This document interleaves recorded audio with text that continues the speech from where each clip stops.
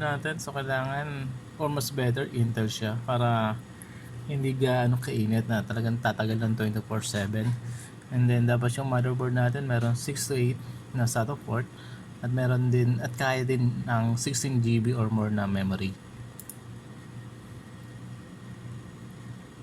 Sa RAM naman, kung merong client PC nyo ng 10 to 30, 16 GB suggested. Kung 30 to 70 naman yung client nyo, kailangan nyo ng 32 GB. Kung 70 to 100, kailangan nyo ng 64 plus memory.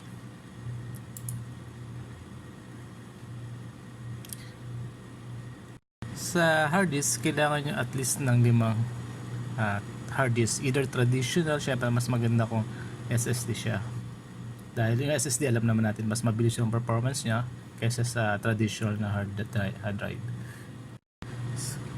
Sa server naman, marami kayong option na OS na pwedeng gamitin. Pwede yung Windows 7, Windows 2008 R2, Windows 8, Windows 8.1, Windows 10. Pwede rin yung mga server based tulad ng Windows Server 2012, Windows Server 2016, Build 1607. Pero ang recommended nila is yung Windows 2008 Server R2 Enterprise Edition na 64-bit. So nasa inyo. Pero kung ako tatanungin nyo, mas gusto ko yung server based siya.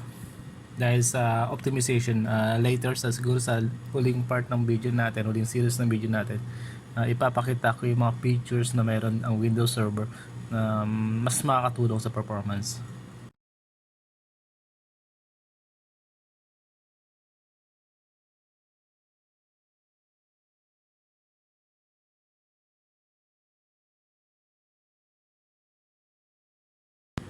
Ito yung target setup ko.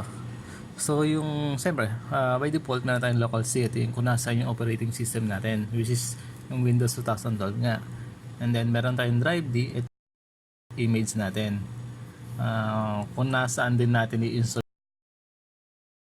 So 500 GB to 1 tera, okay na. Siyempre mas maganda kung SSD yan. Meron din tayong drive 8. So ito yung right back niya. So meron lang ako 60 GB. Pero for demo lang naman okay na yan. Pero syempre mas mataas, mas maganda. Drive Q, game disk. So kung medyo nagtitipid kayo, pwedeng dalawang 1 tera. So i-RAID nyo lang yung RAID 0 using yung built-in ni Microsoft. Kung wala, syempre mas maganda pa rin yung SSD. Kung mayroon kayong SSD, mas better. Then yung drive din natin yung SSD cache.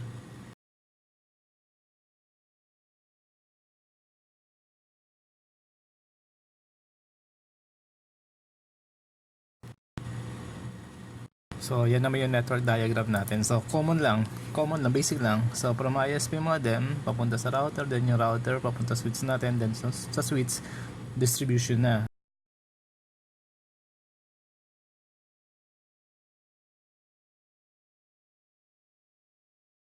Start, open nyo lang server management.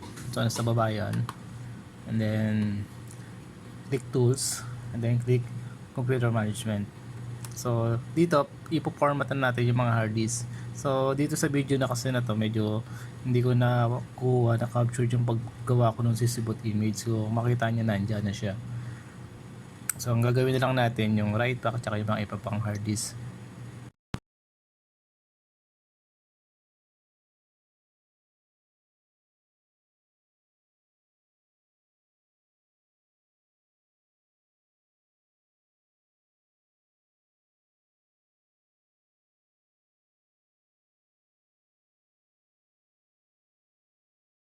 So dito, right click natin yung drive H natin.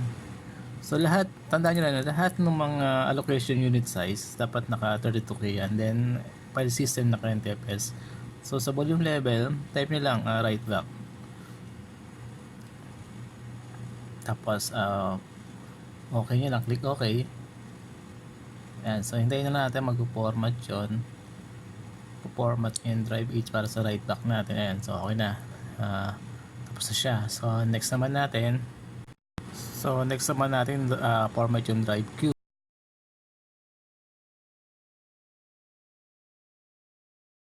So ito yung game disk natin. So simple yung 32K, tapos type natin volume level. game disk natin, game sobre S. So ayan yun na. Dapat game disk lang yan, may nasobra ng S. Okay. So okay niya lang para ma-format.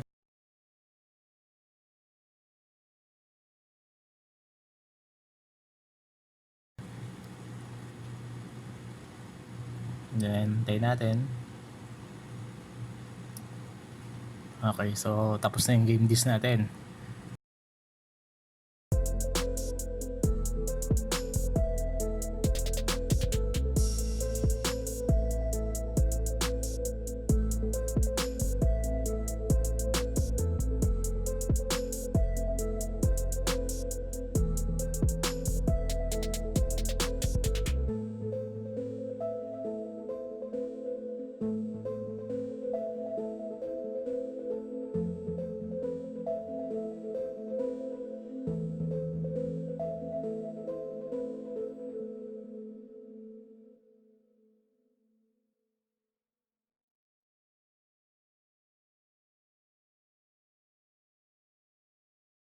Yung H naman natin, right back.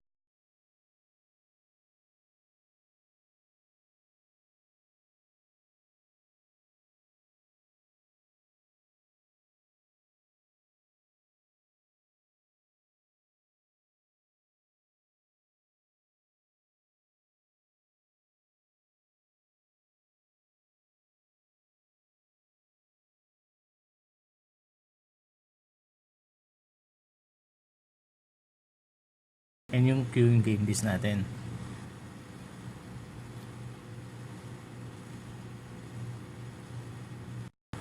And yung J, ito yung SSD nga natin.